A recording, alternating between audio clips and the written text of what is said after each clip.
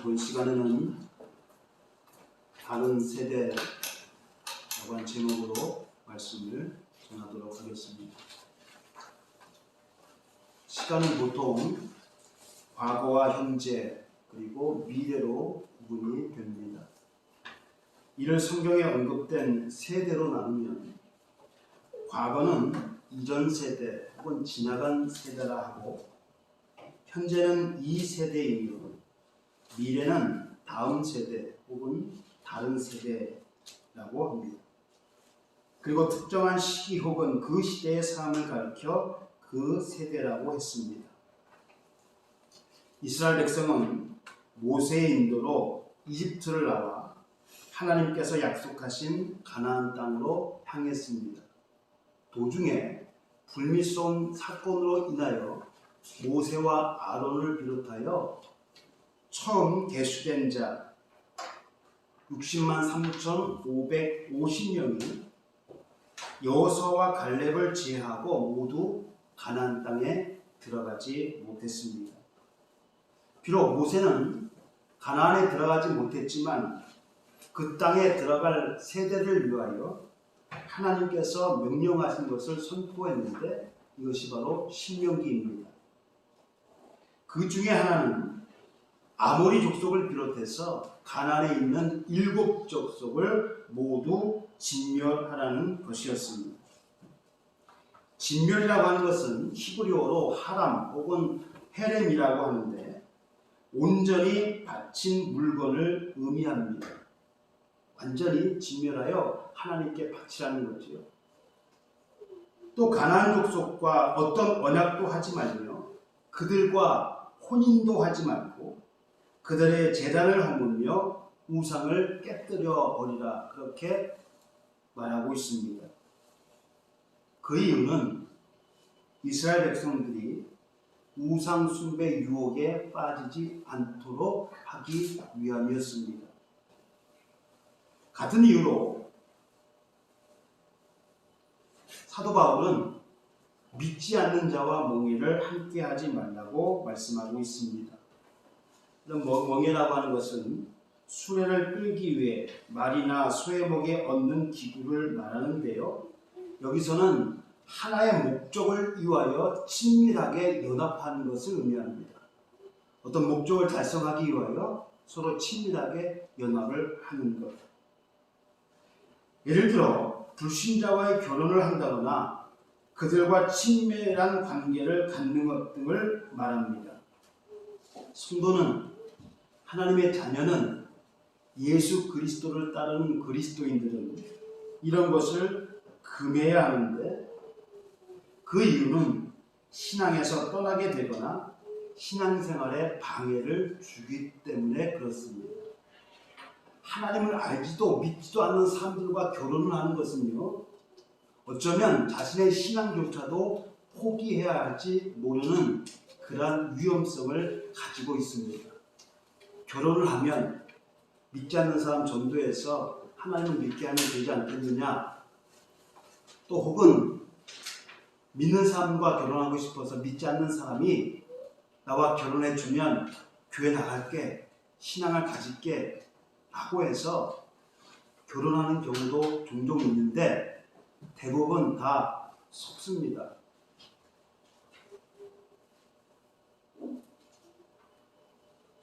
자신의 신앙을 유지하는 것만으로도 다행으로 생각하는 경우가 주위에도 많이 있습니다. 그러니까 믿지 않는 사람 좋아하는 거는 할 수 없지만 믿지 않는 사람과 결혼해서 내가 그 교회를 인도하면 되지 라고 생각해서 막연하게 그렇게 생각해서 결혼하는 것은 피해야 됩니다. 자신의 신앙까지도 방해를 받을 수가 있어요. 사람은요, 본성적으로 선을 따라 행하기보다는 악에 빠져들기 쉽습니다. 선보다는 악을 행하려고 하는 이 욕망이 우리 가운데 있어요. 하나님 말씀을 따라 살려고 하지만 내 안에 있는 이 죄들이, 욕망들이 그것을 방해하는 경우가 얼마나 많이 있습니까? 그 좋은 애들이 성경에 많이 나와 있잖아요. 실제로 가나안에 들어가 정착하게 된 이스라엘 백성들은 모세의 경고에도 불구하고 그들과 혼나지 말라, 그들과 언약하지 말라, 그들을 다 진멸하라, 그들의 우상을 다 깨뜨려 버려라, 그들의 제단을 다 헐어버려라, 우상 숭배의 유혹을 다 완전히 없애버려라, 그렇게 경고를 했음에도 불구하고 이스라엘 백성들이 어떤 일을 했습니까? 그들과 결혼을 했어요. 그러다 보니까 어떻게 됩니까? 자연스럽게 그들의 풍습에 휘말리게 되죠. 그들의 삶과 동화되어 버렸습니다. 선을 행하기보다는 악을 행하려는 이 습성,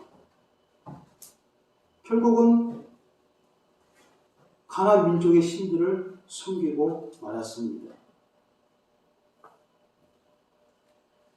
하나님께서 그들을 진멸하라고 하신 또 하나의 이유가 있는데, 그것은 그들이 지은 죄에 대한 심판이었습니다. 당시 가나안에 거주하고 있는 족속들은 영원한 불로 심판을 받았던 소돔과 고모라처럼 온갖 죄악을 저질렀습니다. 그들은 우상에게 제사를 지낼 때 자기의 자녀를 제물로 바치기도 했어요. 인신 제사를 하기도 했습니다. 또 근친상간, 동성애, 수간 등 하나님의 질서를 파괴하며 사람이기를 스스로 포기하는 온갖 추악한 죄들을 보겠습니다. 눈뜨고는 볼 수 없는 인간 이하의 죄악들을 가나안 민족들이 범하고 있었다는 겁니다. 그럼에도 불구하고 하나님께서는 그들에게 회개의 기회를 주셨어요. 하지만 결국 그들은 죄악에서 돌이키지 않았고 심판을 받을 수밖에 없었습니다. 하나님께서는 이스라엘을 도구 삼아서 가나안 민족을 심판하시려 했습니다. 그래서 이스라엘 민족에게 가나안 민족을 다 진멸해라 그랬는데, 이 이스라엘 민족이 그 명령을 온전히 수행하지 않았습니다. 못한 것도 있고 안 한 것도 있고, 가장 큰 이유는 그들이 자신보다 강하다고 생각을 했어요. 그래서 두려웠습니다. 가데스 바네아에서 모세가 정탐꾼을 보내잖아요. 그들이 보고 느낀 것을 와서 보고합니다. 그 중에 하나가 뭐예요? 저들이 너무 강하다. 우리는 저들과 싸워서 이길 수 없다. 그 겉모습을 보고, 외모를 보고 두려움에 휩싸게 된 거예요. 저들은 우리보다 강하다. 하나님께서는 말씀하셨어요. 미리. 저들이 너희보다 강하다. 그러나 내가 너와 함께해서 그 가나안 땅을 너희에게 주겠다. 여호수아도 똑같은 말을 했습니다. 저들이 비록 강하나 이길 수 있다. 그런데 이스라엘 백성은 못합니다. 그래서 결국은 이 가나안 민족을 다 쫓아내지 못했습니다. 진멸하지 못했어요. 그리고 후에 그들이 강성해졌습니다. 충분히 이 가나안 민족을 쫓아낼 수 있음에도 불구하고, 그런 힘이 있음에도 불구하고 그때는 또 하지 않았어요. 왜 그렇습니까? 그들을 노역에 동원했습니다. 일을 시켰어요. 그로 인해서 자신의 어떤 평안을 빼앗던 것이죠. 자신의 이익을 위해서 하나님의 말씀을 무시해버렸습니다. 이스라엘 백성들의 삶이 늘 그랬습니다. 그래서 하나님께서는 그들을 뭐라고 말씀하셨냐면 목이 고든 백성이다. 목이 고든 백성. 고집이 세고 하나님의 말씀을 잘 듣지 않으면 목이 고든 백성이라고 했습니다. 하나님의 말씀에 순종하기보다는 자신을 위해 자기 소견에 옳은 대로 이스라엘 민족은 행했습니다. 그나마 여호수아와 하나님께서 이스라엘을 위하여 행하신 모든 큰 일을 본 사람들이 사는 날 동안에는 하나님을 섬겼습니다. 하지만 그 세대의 사람이 모두 죽고 그 후에 일어난 다른 세대는 하나님을 버리고 바알과 아세라, 아스타롯 이런 가나안 민족들을 섬겼습니다. 이렇게 여호수아 다음 세대가 하나님을 거역하고 이방신들을 섬긴 것은 10절의 말씀대로 그들이 여호와를 알지 못하며 여호와께서 이스라엘을 위하여 행하신 일도 알지 못했기 때문입니다. 이 책임이 누구에게 있습니까? 다른 세대가, 다음 세대가 여호와를 알지 못하고 그분께서 그들을 위하여 행하신 일들을 알지 못한 책임이 누구에게 있습니까?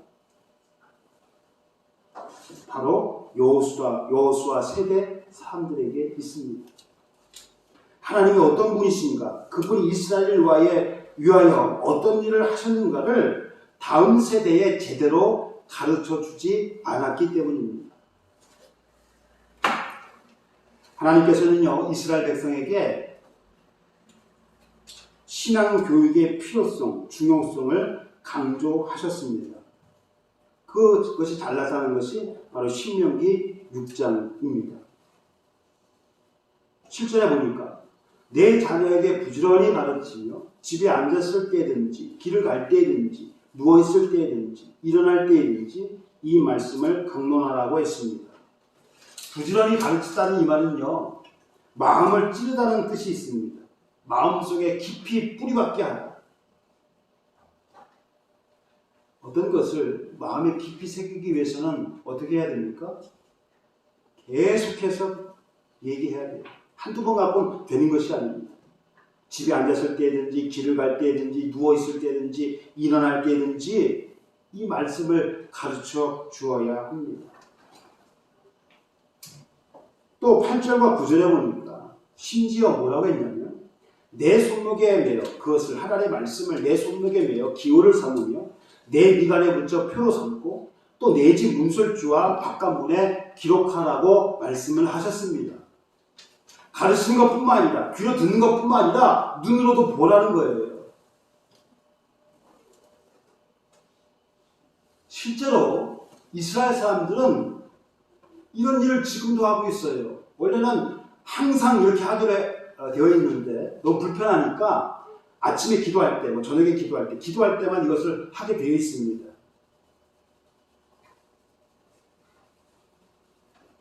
자, 저 머리에 뭐를 차고 있지요. 그 다음에 팔에 뭐를 쭉쭉 갖고 있습니다. 이마, 미간에 이걸 붙였단 말이에요. 똑같이 이 성경 말씀을 따라 그렇게 한 것입니다. 자, 미간에 붙여 있고 이 손목에 감겨 있는 이 줄을 가리켜서 테필린이라고 그래요. 그 미간에 있는 이 테필린 그 안에는 상자인데 여기에는 네 가지의 성구가 기록된 말씀, 양피지에다가 네 가지의 성구를 기록해서 그것을 이 안에다 집어넣습니다. 말씀을 집어넣었어요.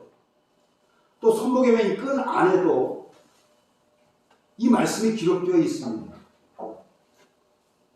그러니까 하나님께서 그 말씀을 미간에 그리고 이 팔에 손목에 그것을 손목에 매어 기호를 삼으며 미간에 붙여 표로 삼으라는 이 말씀을 그대로 문자 그대로 이렇게 한 겁니다. 지금도 이렇게 해요.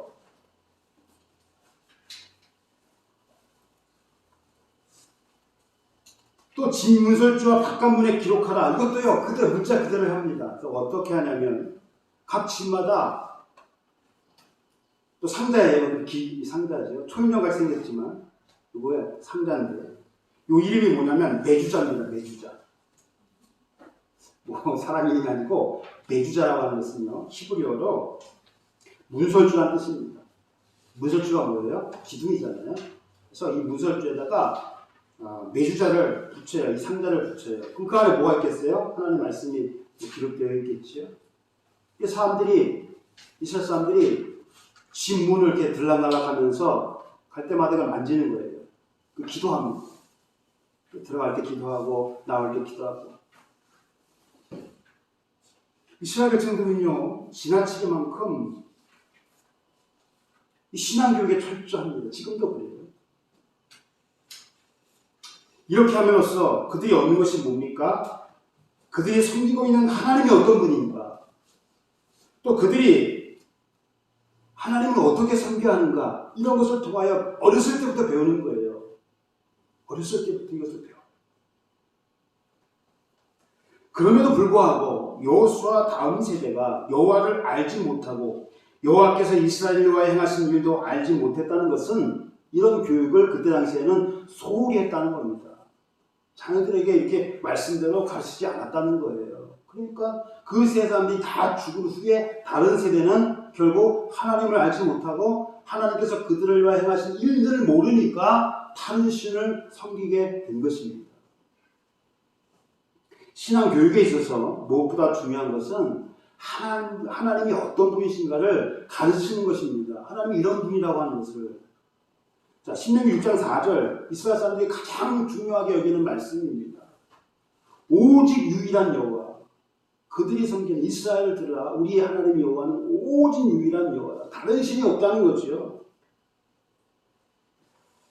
이스라엘이 430년 동안 거주했던 이집트와 그들이 들어가게 될 가나안은요, 우상 숭배와 성적 타락이 극심한 곳이었습니다. 레위 18장은 이집트와 가나안에서 행해졌던 죄악들이 어떤 것인가를 자세하게 기록이 되어 있어요. 너희는 들어가면 이런 일 절대 하지 마라. 왜 그랬겠어요? 그들이 이런 죄를 범하고 있기 때문에 그런 겁니다. 레위 18장 가나안 사람이 도대체 어떤 죄를 범하고 있었는가? 이집트 사람도 역시 마찬가지입니다. 이집트는 신들의 땅이라 불릴 만큼요 우상을 많이 숭배했어요. 현재 그 인도에 가면 힌두교죠.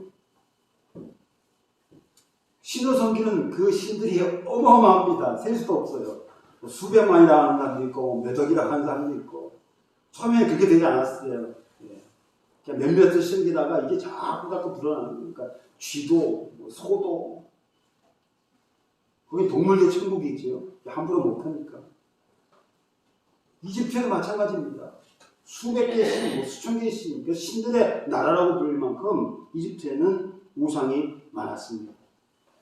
1월 성신, 우리나라도 마찬가지. 1월 성신 뭐예요? 해와 달과 별 이런 것을 신으로 섬기는 거예요. 또 동물들, 심지어 곤충까지 풍뎅이, 파리 이런 것도요 신으로 섬기기도 합니다. 사람이 돼서 곤충을 신으로 섬기는 거예요. 있을 수가 없는 일 있잖아요. 어떻게 그럴 수가 있을까라고 생각할지 모르겠지만 그랬어요. 지금도 그런 사람들이 있고요. 가나안 역시 마찬가지였습니다. 그들 역시 하늘과 땅 그리고 물속에 있는 각종 짐승을 새겨서 만든 우상이 가득했습니다.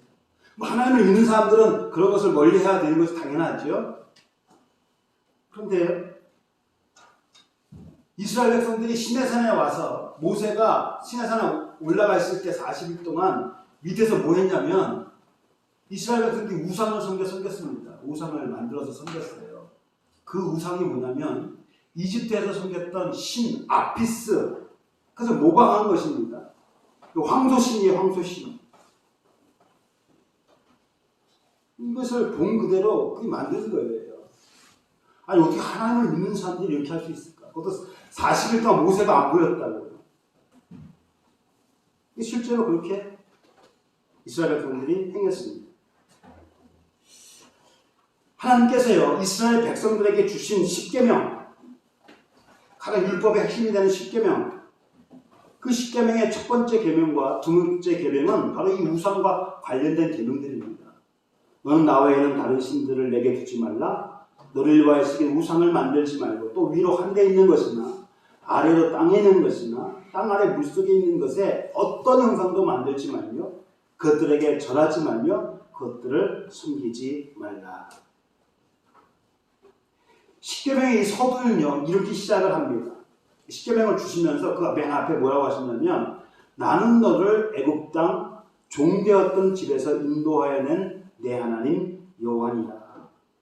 이 말씀에는 하나님 외에 다른 신은 없으며 그러기에 이스라엘 백성 너희는 오직 하나님만 섬겨야 한다는 그런 의미가 담겨져 있습니다. 그 하나님이 어떤 분이에요? 이스라엘을 이집트에서 인도하여 낸 또 가나안 땅을 주신 그 하나님입니다. 하나님께서 이스라엘 백성을 이집트에서 인도해내기 위하여 어떤 일을 하셨습니까? 10가지 재앙을 내리셨죠. 사람이 할 수 없는 일들입니다. 또 어떤 일이 있었습니까? 홍해를 건넜습니다. 이스라엘 백성들이 홍해를 건넜어요. 또 이제 하나님께서 이스라엘 백성들에게 뭘 하셨습니까? 하늘의 음식 만나를 주셨습니다. 또 목이 마를 때는 반석에서 물을 내주셨죠. 이것을 초자연적인 현상, 기적 혹은 기사, 이사 뭐 이렇게 표현을 하는데 놀라운 일들입니다. 상상할 수조차 없는 일들이에요.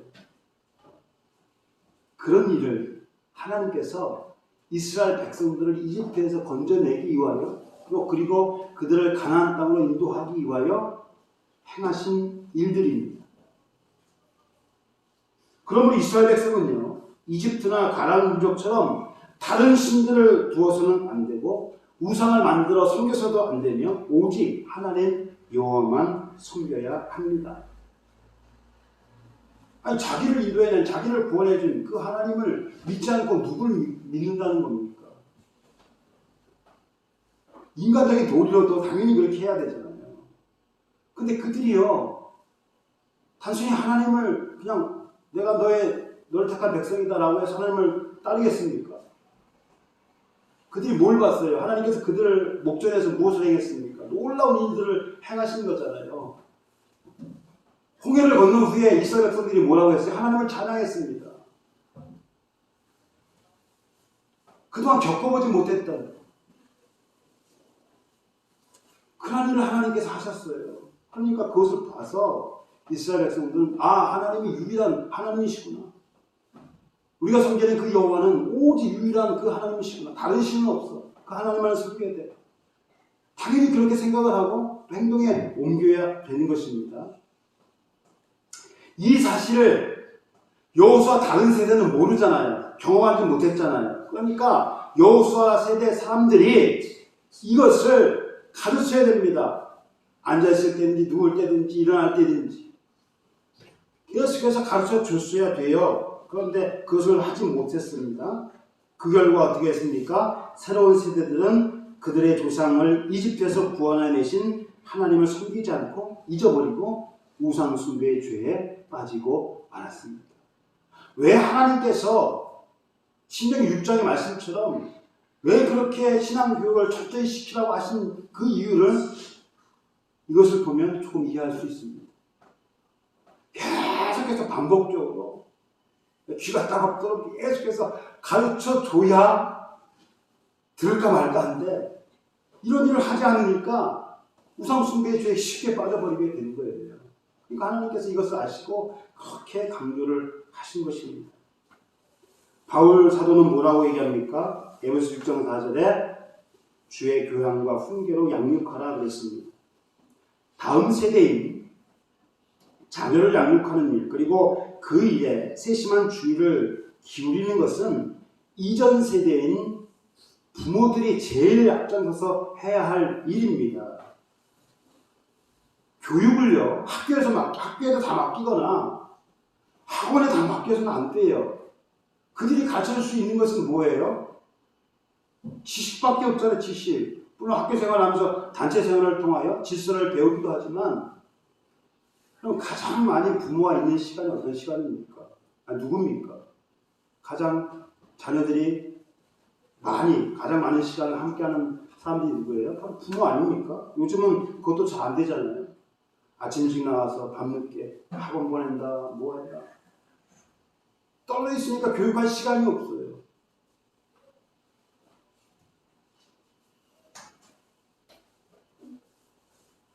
학교나 심지어 교회 가니까 알아서 하겠지. 아니에요. 하나님께서는요, 그 어떤 기관이나 단체들보다 가정을 가장 중요한 교육기관으로 세우셨습니다.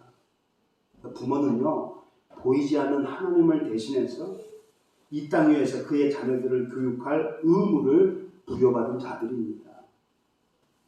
그리고 교육에 있어서 무엇보다 중요한 것이 뭐예요? 하나님의 말씀, 신앙 교육입니다.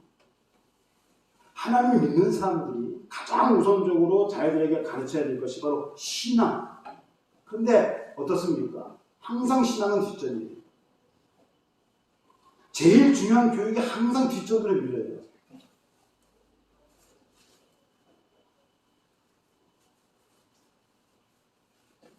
유대인들, 유대인들 교육 자꾸 얘기하잖아요. 왜 유대인들 교육 얘기하는 겁니까? 유대인들이요, 세계를 지배하는 힘을 가진 사람들이라고 얘기합니다. 유대인들 밖에서. 세계를 지배하는 힘을 가진 사람들. 유대인들이 머리가 똑똑해요. 수완이 참 좋습니다. 사업 수단이.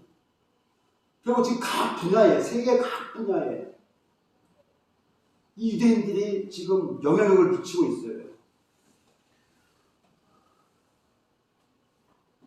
우리나라는 노벨 이 상을 한 번도 수여받은 적이 없습니다.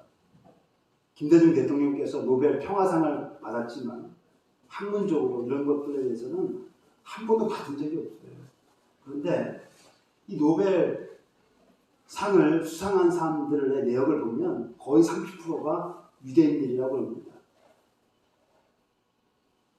유대인들은 이런 생각을 하고 있어요. 어떤 생각을 하고 있냐면 세상 교육에는 관심이 없고 성경 교육이 자녀 교육의 전부라고 많은 사람들이 그렇게 생각한답니다. 세상 교육에는 관심이 없고 오로지 성경 교육만이 자녀 교육의 전부다. 뭐 그렇다고 해서 세상 교육을 무시하는 것은 아닐 것입니다. 그만큼 신앙 교육을 아주 중요시 한다는 그런 얘기죠. 어렸을 때부터 아까 그 대표님이요, 어른만 하는 것이 아니에요. 어릴 때부터 그렇게 합니다. 아이들도 그렇게 해요. 그럼 그 말씀을 외워요. 성구가 4개라고 해서 4절로 된 것이 아닙니다. 수십 절로 돼 있어요. 이게 4개로 구분이 됐을 뿐이지.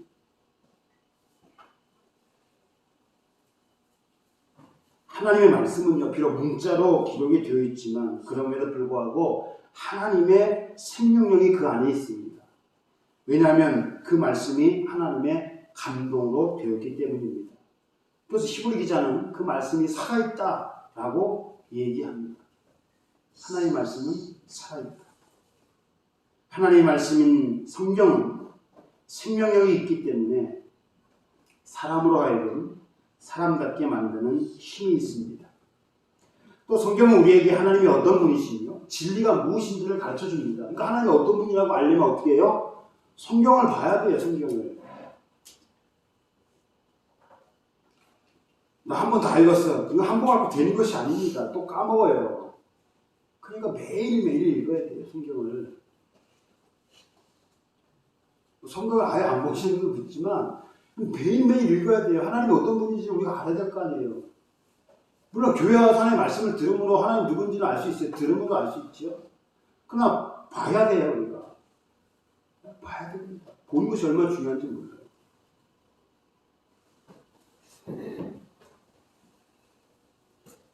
성경은 우리에게 하나님이 어떤 분이시며 진리가 무엇인지를 가르쳐 줄 뿐만 아니라 잘못된 것을 바로 잡아 주어서 어떻게 사는 것이 의로운 삶인가, 하나님이 원하시는 삶인가를 우리에게 가르쳐 줍니다.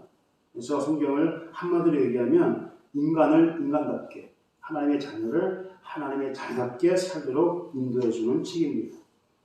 사랑하는 성도 여러분, 신앙교육의 필요성과 중요성은요, 아무리 강조해도 지나치지 않습니다. 하지만 다른 세대를 신앙으로 바르게 교육한다는 것이 말처럼 쉬운 일이 아닙니다. 좋은 부모 밑에서 좋은 자녀가 나오겠지? 절대로 그렇지 않습니다. 사무엘이요, 사사면서 또 선지자면서 이스라엘에 있어서 가장 중요한 위치를 차지하는 인물입니다. 신앙의 사람이지요. 그런데 이 사무엘의 자녀 교육은 실패했습니다. 그 자녀들에게 사사직을 맡겼더니 그들이 돈에 눈이 어두워서 돈을 받고 판결을 흐리게 했어요. 뇌물을 받고. 사무엘의 아들들이 그랬단 말이에요. 그럼 다윗은 어떻습니까? 이스라엘에서 가장 위대한 왕이라고 추앙받는 이 다윗, 하나님께서 내 마음에 합한 사람이라고 인정했던 이 다윗, 한 가지 죄 외에는 하나님께 범죄 않고 평생 하나님을 따랐다고 하는 이 다윗, 그들의 자녀는요, 그들의 자녀 중에는 근친상간에 살인을 저지른 자들도 있었고요, 우상 숭배에 빠진 자도 있었습니다. 다윗과 같이 훌륭한 그 아버지 밑에서 자란 자녀들 가운데 근친상간, 살인, 반역, 우상 숭배의 죄에 빠졌던 사람들이 있었다는 겁니다. 그뿐만이 아닙니다. 성경에 보면 이런 사람들이 나와요. 많이 나와요. 그렇게 많이 나오진 않지만 여러 나옵니다. 다윗에게 비견될 만큼 위대한 왕 누굽니까? 히스기야. 여러분, 이 히스기야가요, 다윗만큼 정말 그 위대한 왕입니다. 하나님을 잘 섬겼던 왕이에요. 그런데 이런 이 히스기야의 아들은요, 이스라엘에서 가장 악한 왕이 되었습니다. 가장 위대한 왕 밑에서, 가장 위대한 아버지 밑에서 가장 악한 왕이 태어났어요. 그게 누구예요? 므낫세예요. 얼마나 악했냐면, 하도 이스라엘 백성들이 죄를 지니까 하나님께서 심판하시기로 하셨어요. 근데 요 므낫세의 아들 아몬이 있었고요. 아몬도 악한 왕입니다. 그 다음으로 왕이 된 사람이 요시아인데, 그러니까 므낫세의 손자죠. 요시아가요, 이 사람도 얼마나 하나님을 위해서 일을 했는지, 얼마나 신앙의 사람인지 몰라요. 정말 다윗, 히스기야보다도 더 위대한 왕일 수도 있어요. 그렇게 보는 사람도 있습니다. 그래서 25절 그 위에 보면 요시아가 이런 일을 했다라고 기록이 되어 있고요. 근데 바로 그 밑에, 그러나 요시아가 비록 이런 일을 했지만 그러나 여호와께서 유다를 향하여 내리신 그 크게 타오르는 진노를 돌이키지 아니하셨으니 누구 때문에요? 므낫세 때문에 그랬다는 겁니다. 므낫세가 얼마나 악한 일입니까? 이스라엘 앞에서 쫓아냈던 그 민족들보다 이스라엘 백성들이 더 악한 행동을 했는데 그 누구 때문이냐면 바로 므낫세 때문이었어요. 므낫세는 자신뿐만 아니라 백성들조차도요, 아주 그냥 다른 민족, 어떤 민족보다도 더 악한 민족으로 만들어 버렸습니다. 누가요? 므낫세. 누구의 아들입니까? 히스기야의 아들이에요.